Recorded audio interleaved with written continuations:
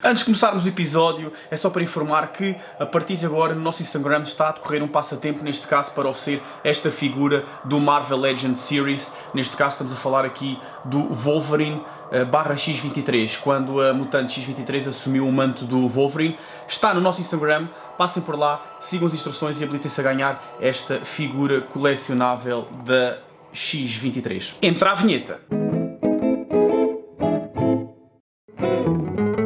Olá pessoal, bem-vindos a mais um episódio da Zombie TV, uma overdose de cultura geek. O meu nome é Ricardo Trindade, sou nerd de serviço e hoje vamos falar de uma coisa que eu estou à espera há muito tempo, uma reedição de luxo da fase de New X-Men de Grant Morrison. Originalmente esta fase já tinha sido publicada pela Devir, ou pelo menos parte dela. Eu tenho aqui 4 volumes, como vocês podem ver. No total teve 8, e isto foi publicado em 2003. Esta que nós aqui vemos, além de ser muito maior, ter mais qualidade na sua impressão e na sua encadernação, este volume, que é o primeiro de 4, compila mais ou menos 2 volumes e meio destes, ok? Esta edição, como já disse, vai ter 4 volumes com uma lombadazinha com uma ilustração bonita para vocês colocarem na vossa estante, com aquela qualidade que a Giflo já nos habituou, correto? Portanto, New X-Men segue a linha da revista americana, do cómic americano X-Men, terminou no 113 e depois continua no 114 como New X-Men.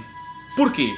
Porque o filme dos X-Men, que eu tenho aqui a trilogia original, saiu no ano 2000 e ganhou uma popularidade muito grande, trouxe outra vez os mutantes de volta à ribalta e trouxe uma nova leva de fãs. Eu tenho aqui até o cómic da adaptação do filme, que também saiu em português. E então, em 2001, a Marvel decidiu lançar, pelas mãos de Grant Morrison, um recomeçar, quase um reboot, entre aspas, dos X-Men, mas sem ignorar o que está para trás, ok? Além de fazerem muitas homenagens, vão buscar coisas do passado, reformulam e trazem agora com uma nova cara. Para quê? Para tentar agarrar os fãs antigos e os novos fãs que vieram com o filme dos X-Men. Por isso é que nós temos aqui algumas inspirações no filme, nomeadamente os uniformes.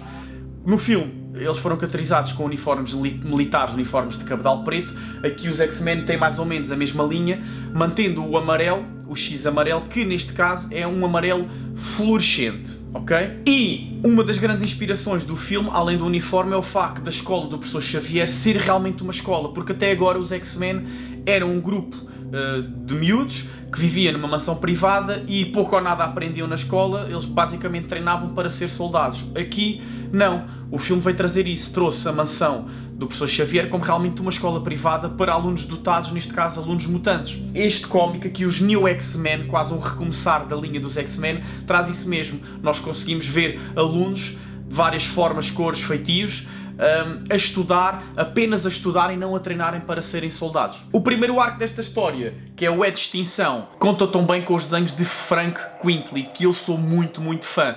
E quem já leu o All-Star Superman sabe do que ele é capaz. Claro que este primeiro volume tem vários arcos, todos com um ilustrador diferente. E os outros 4 volumes para a frente vão tendo vários ilustradores, alguns deles são ilustradores que fazem parte da história dos X-Men, como Mark Silvestri, por exemplo. Mas o que é que se passa aqui neste primeiro arco?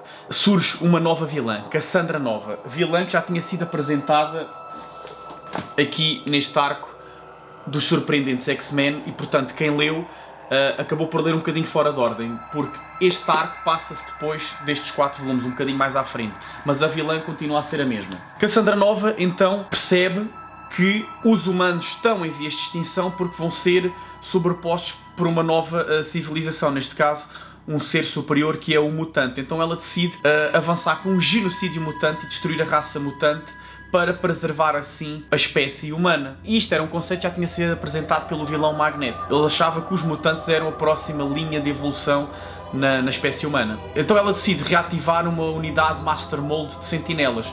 Para quem conhece o passado dos X-Men, Master Mold são fábricas que criam sentinelas. Aquela estava perdida no meio da floresta, estava abandonada, e então os sentinelas que ali existiam são sentinelas selvagens que se adaptaram à fauna e à flora da floresta. Ela reativa os sentinelas e ataca Genosha, que é a nação com mais mutantes, matando cerca de 16 milhões de mutantes, Magneto inclusive. E apenas sobrevive Emma Frost, a Rainha Branca, que era uma antiga vilã dos X-Men, tornou-se professora com a equipa Geração X, que são edições que já não saíram em Portugal, só apenas um volume, e a Emma sobrevive porque houve uma segunda mutação nela que foi reativada, então ela, além de ser telepata, também se transforma em diamante quase inquebrável.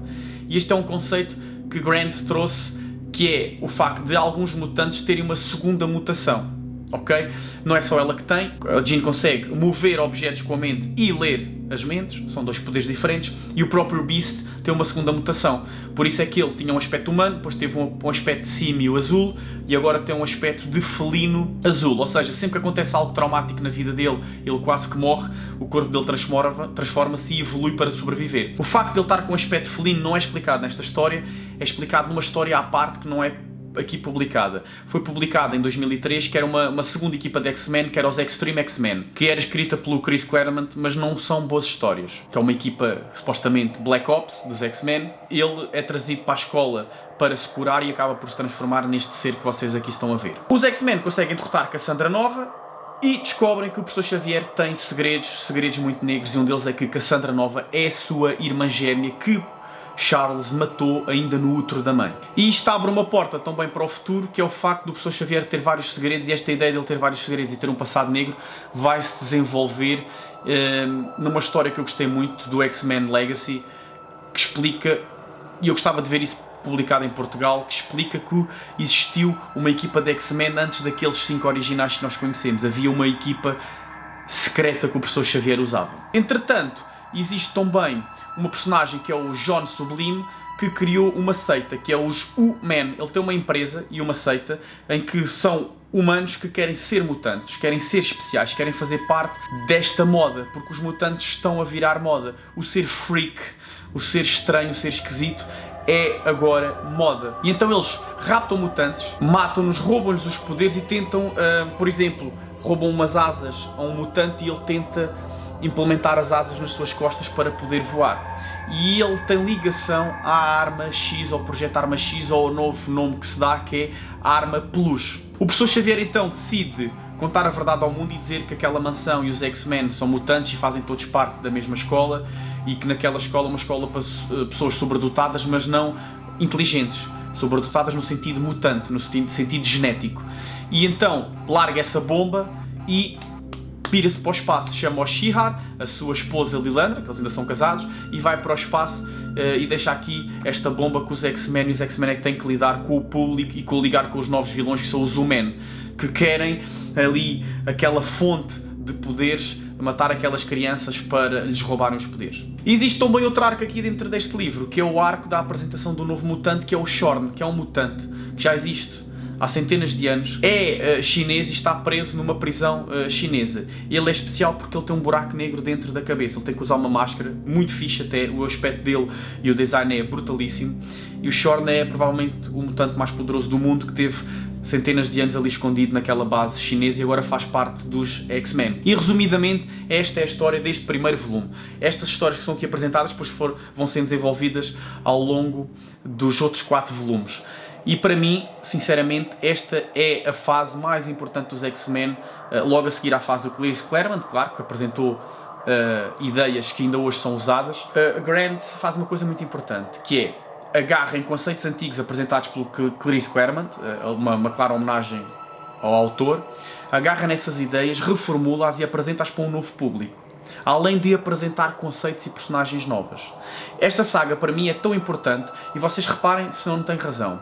Isto foi lançado nos Estados Unidos em 2001, estamos em 2020, 19 anos depois, e há conceitos e personagens aqui apresentadas que ainda são usadas e ainda estão a ser usadas ainda no mercado americano, principalmente nesta nova fase de John Hickman. Aquele capacete que o Professor Xavier está a usar é muito semelhante ao novo Cérebro, neste caso Cerebra, que é apresentado aqui neste livro, e o corpo que ele está a usar é o corpo do Phantom X, que fez parte da X-Force, que nós também já aqui falámos sobre ele, e que também foi aqui apresentado neste álbum. Aqui algumas das personagens novas que Grant apresenta e ainda estão a ser usadas nos dias de hoje é o Phantom X, o Zooman e o Sr. Sublime, a vilã Cassandra Nova, a personagem Bico e a personagem Anjo, e esta personagem Anjo apareceu no filme First Class dos X-Men, o Quentin Quire, um dos mutantes mais divertidos e mais interessantes da nova linha de X-Men, e as Cuco, as irmãs Stepford, que provavelmente vocês acham que são 3, mas elas inicialmente eram 5. 2 perderam a vida e isto vai ser desenvolvido nestes próximos volumes. Conceitos antigos que ele trouxe, reformulou para um novo público, foram os sentinelas, neste caso são sentinelas selvagens, uma escola realmente com alunos, a segunda mutação de alguns mutantes, que também era uma coisa que já tinha sido explorada há muitos anos na linha dos X-Men, mas nunca foi desenvolvido. O facto de os humanos estarem a ser extintos porque os mutantes são cada vez mais e essa espécie vai se sobrepor à espécie humana, que era uma ideia que já tinha sido apresentada por Magneto. O regresso de Jean Grey em grande e da Fênix Negra. A arma X ou a arma Plus, também aqui novamente explorada. Os nossos queridos alienígenas do Império Shi'ar também voltam às páginas dos X-Men. O facto do professor Xavier ter um passado negro e de esconder muitos segredos também é uma coisa que vai criar muitas histórias boas no futuro dos X-Men. O facto de Scott trair Jean Grey com Emma Frost, muitos de vocês que leem agora os X-Men acham que eles sempre foram um casal, mas não, Cyclops era casado com Jean Grey e muito antes dela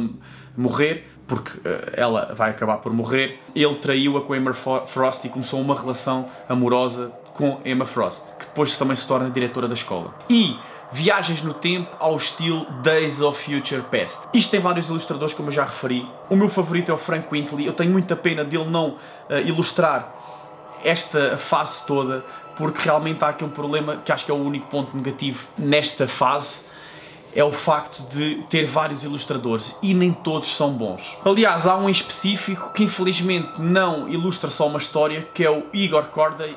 O gajo é horrível, eu não sei onde é que foram desencantar esta pessoa e como é que lhe deram estes desenhos para ilustrar. Realmente isto é como se fosse uma pequena nota de ketchup na vossa camisola favorita. Só não estraga a história por completo porque a história de Grant Morrison, o texto dele e as ideias dele são muito boas. Mas realmente existe uma mancha, essa mancha é a ilustração não ser toda brilhante. Mesmo o Lee Francis Yu, que tem algumas coisas muito boas, aqui falha um bocadinho, às vezes há alguns personagens desproporcionais. De qualquer forma, os outros volumes mais para a frente, que nós iremos falar, vão ter outros ilustradores. O Frank Quitely vai voltar, entre outros ilustradores conhecidos do passado dos X-Men, vão dar as suas caras e vão fazer a sua homenagem a esta nova fase dos X-Men. Eu acho que esta é uma das melhores obras dos mutantes. O facto de Grant Morrison abraçar o freak, abraçar a estranheza, é sci-fi puro e duro, ao estilo de Star Trek.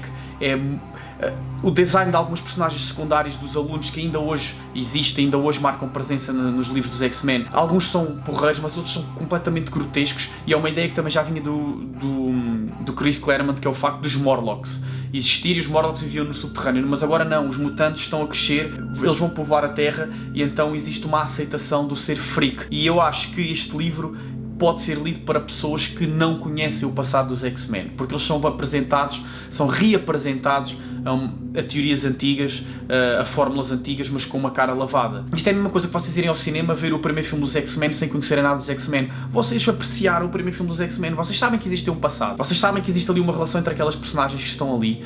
Nós vemos tudo pelos olhos do Logan, não é? A personagem nova, mas nós não precisamos saber tudo sobre aquelas personagens, não precisamos saber tudo sobre o Logan. Desde que esteja bem escrito, desde que esteja bem desenhado, nós aceitamos, e é aqui o caso. Nós não precisamos saber tudo sobre o passado dos X-Men. Eu acho que New X-Men, e um título escolhido a dedo, porque realmente são os novos X-Men para uma nova geração. Isto saiu em 2001, em Portugal saiu em 2003, mas se eu entregar isto a alguém ainda hoje, em 2020, o texto, o desenho, os ângulos, a velocidade da narrativa ainda hoje é atual. Grant Morrison criou aqui um padrão de contar histórias. Meus amigos, o filme dos X-Men não há de faltar muito para estar a estrear, se calhar mais 3, 4 anos. Aproveitem esta oportunidade de terem no vosso catálogo, porque eu acho que é isto que vai ser adaptado. Ou é isto, ou é a fase dos surpreendentes X-Men, ou então uma mistura dos dois. E provavelmente, se calhar, na altura, estes livros não vão estar disponíveis para vocês lerem. Ok? Portanto, aproveitem, porque eu acho que este é o caminho que a Marvel vai seguir com os X-Men, é abraçar a estranheza, abraçar a freakiness. Fiquem connosco, não se esqueçam de subscrever o canal e carregar no sininho para receber uma notificação sempre que lançamos um vídeo novo, porque nós vamos acompanhar os 4 volumes e vamos desenvolver cada volume e explicar os conceitos e quais é que são as... Por hoje é tudo, bons jogos, bons filmes e boas leituras, até à próxima.